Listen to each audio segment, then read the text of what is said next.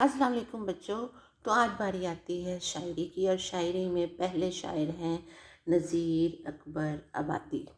نذیر اکبر آبادی 18ویں صدی کے شاعر، ترقی پسند تحریک سے وابستہ۔ نام اصل ولی محمد تھا، لیکن تخلص میں نذیر اکبر آبادی کہلائے۔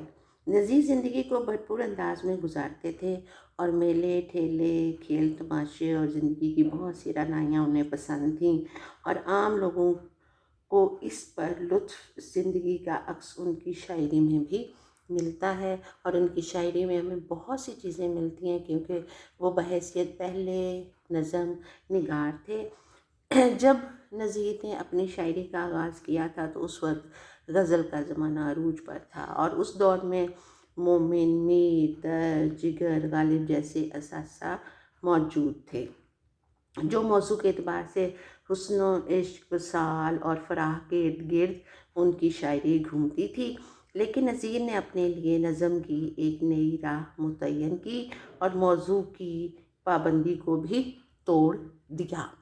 اس لیے توڑ دیا کہ انہوں نے ارد گرد کے عوام کو اور حالات کو دیکھا، اور انہی چیزوں کو، مسائل کو سمجھا، اور اس کو اپنی شاعری میں بیان کیا، اور اپنی شاعری کے موضوعات بھی بنائے، جیسے کہ عید ہے، شب برات ہے، ہولی ہے، دیوالی ہے۔ اور یہ ساری ان کی شاعری میں عام زندگی کے تجربات، جیسے غربت ہے، بڑھاپا ہے، دوستی ہے، صحت ہے، جیسے تصورات ہمیں ملتے ہیں، اور یہ تمثیلی انداز میں بھی ملتے ہیں۔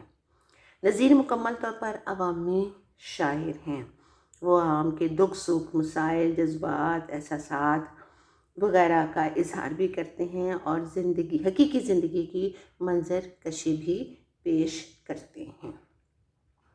نذیر کو عام طور پر سادہ اور عام فہم شاعر سمجھا جاتا ہے۔ ان کے خیال اور الفاظ دونوں کی سادگی موجود ہے۔ نذیر کے تصورات چونکہ ارد گرد کی زندگی سے منسلک ہیں، اس لیے کسی اجنبیت کا احساس بھی نہیں ہوتا۔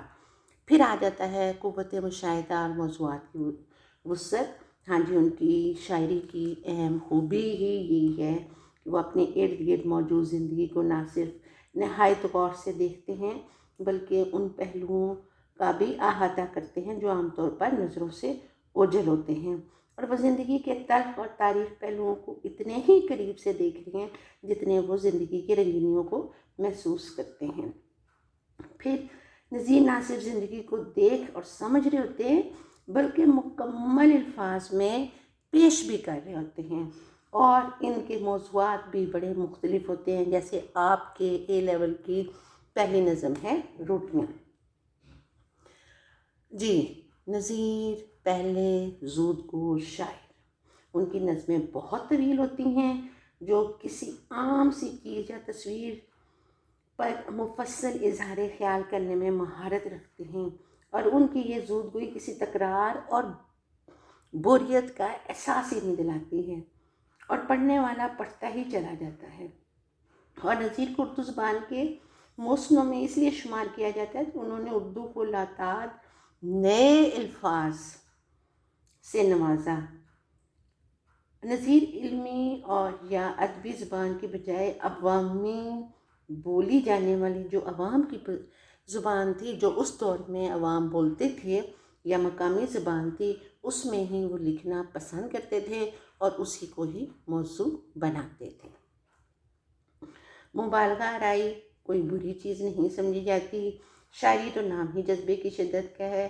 یہی وصف نذیر کی ہاں بھی ہمیں ملتا ہے۔ وہ عام اور غیر اہم باتوں کو بڑھا چڑھا کر بیان کرتے ہیں، اور اپنے نقطۂ نظر کو ہر حال میں ثابت کرنا بھی پسند کرتے ہیں۔ اس کے بعد پھر آ جاتا ہے جیسے ان کی نظم مکافات ہے۔ پھر ہاں جی، یہ عمومی طور پر خوش مزاج شاعر ہے، اس کے اندر ظرافت پائی جاتی ہے۔ ان کی شاعری میں ہمیں دکھ کا تاثر بہت کم ملتا ہے۔ نذیر خود بھی زندگی کی رنگینی اور کھیل تماشوں سے لطف ہونا پسند کرتے تھے، اور اپنے قائرین کو بھی اس دنیا میں اپنے ساتھ رکھتے ہیں۔ ان کی نظموں میں جہاں منفی تصورات جیسے موت، بڑھاپا، بیماری پیش کیے گئے ہیں، انہیں زندگی کا لازمی حصہ سمجھ کر قبول کیا جاتا ہے۔ اس کے علاوہ ہاں جی وہ مسلح بھی ہیں، ناصحانہ انداز بھی ان کی شاعری میں موجود ہے، اور یہ تمام کچھ خوبیاں ایسی ہیں سیدھا سیدھا جو یہاں پیش کی گئی۔ اس کے بعد اگلی ویڈیو میں ہم نظم روٹیوں کے بارے میں بتائیں گے۔ اللہ حافظ۔